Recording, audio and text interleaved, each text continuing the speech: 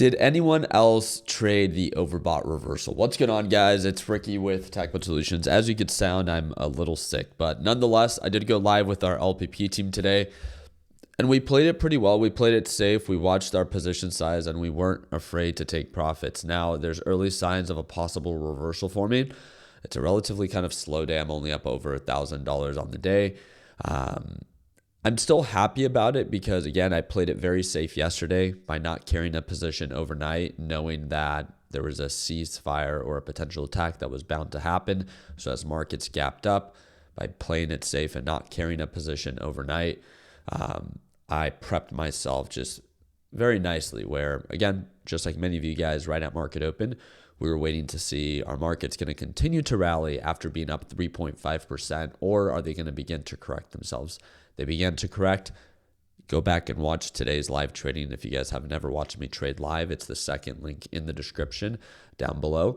But as markets began to curl on over, I just kept it very simple and started adding small positions to my SQQQ long, right? SQQQ goes up when the NASDAQ market goes down. It's a day trade. It's not a position I plan to carry overnight.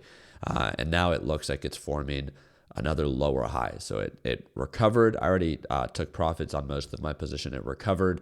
And then now it's getting rejected. So now I'm reopening a position on SQQQ. So therefore, the more that the NASDAQ market sells off, the more that SQQQ goes up. But again, I'm not being super aggressive, and I want to share with you why. The reason I'm not trading super aggressive is like I'm a little confused, right? U.S. markets and futures were all trading up higher based off of this 2-week ceasefire. And I already saw this kind of coming, like we all did, right? Where right after Trump announces this, the first thing in the morning, Trump announces that any country that supplies military weapons to Iran will face a 50% tariff. So Trump tariff is back, right? Tariff Trump is back. On top of that, I began to see reports literally right after the ceasefire. I didn't want to post about them because I couldn't validate the news sources. I'm not familiar with legit news sources from overseas. Now you have American news sources validating it, where Iran says that it will withdraw from the U.S. ceasefire agreement if Israel continues to violate its attacking Lebanon. Remember, that was one of the 10 points that Iran presented in the 10-point peace deal plan to the U.S., that all attacks need to stop happening in Lebanon. And then on top of that, Iran officially closes the Strait of Hormuz until further notice due to Israel attacking Lebanon. So what does this mean? Oil prices are going to go back up. And then again, Iran says we're preparing for heavy responses to Israel's attack on Lebanon. I'm like, dude, we can't even go 24 hours with these countries not attacking one another. Because if it's not the U.S., right? The U.S. announced their ceasefire, but now it's Israel. Israel is attacking Lebanon. And that was one of the main points that Iran tried to make, is that, hey, like, leave Lebanon alone. The U.S. is leaving them alone. But now it's like, was this the perfect setup for the U.S. to get involved? Because there's the 2-week peace deal set up, right? And the 10 points were something that were a basis to work on. So what I'm thinking, and again, it's just a thought, it's just an opinion, is that was this 2-week extension just provided to provide enough relief to the market, knowing that Israel was going to continue to attack? They technically weren't part of the peace deal between Iran and the U.S., that Iran would then begin to target Israel.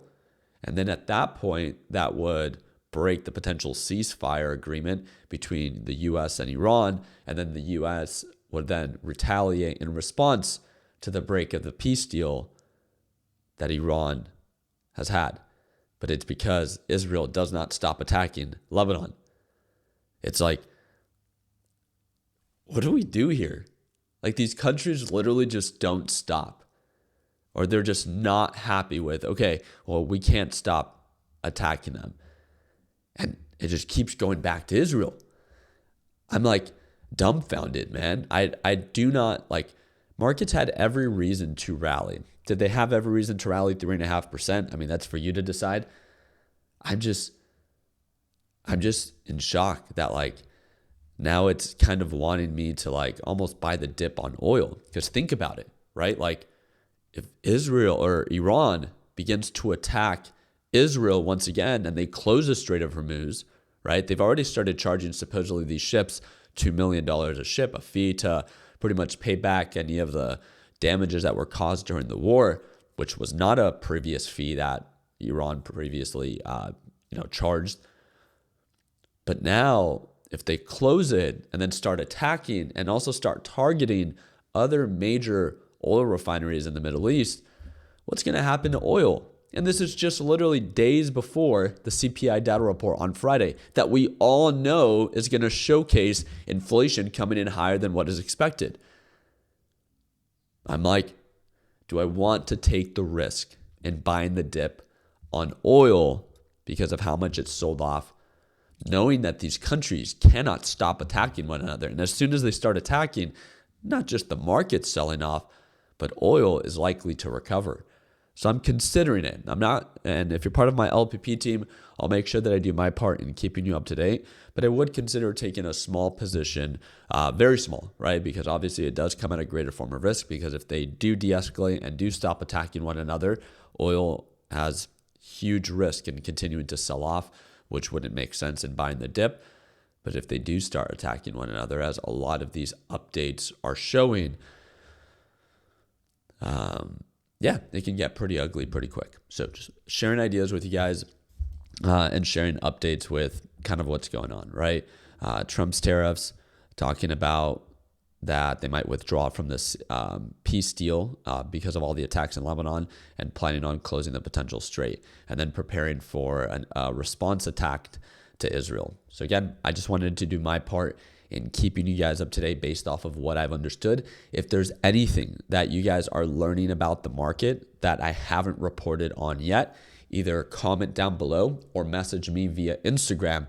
I would love to share the news if it's real and if it's something that's likely to impact these major markets, right? I don't want conspiracies. I want real news that maybe not enough people know that can influence the market if it does end up getting worse. Because that's the biggest thing. If there is de-escalation, markets have every reason to recover.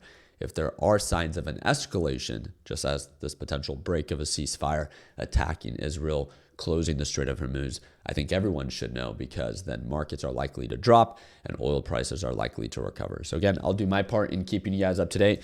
And like I said, every morning right at market open, especially with all this news coming out, if you ever want to tune on into our live trading sessions, every morning right at market open, it's the second link in the description down below, and we have a little discount link in there for you. I appreciate your time. Like always, let's make sure that we end the year on a green note. Take care, team.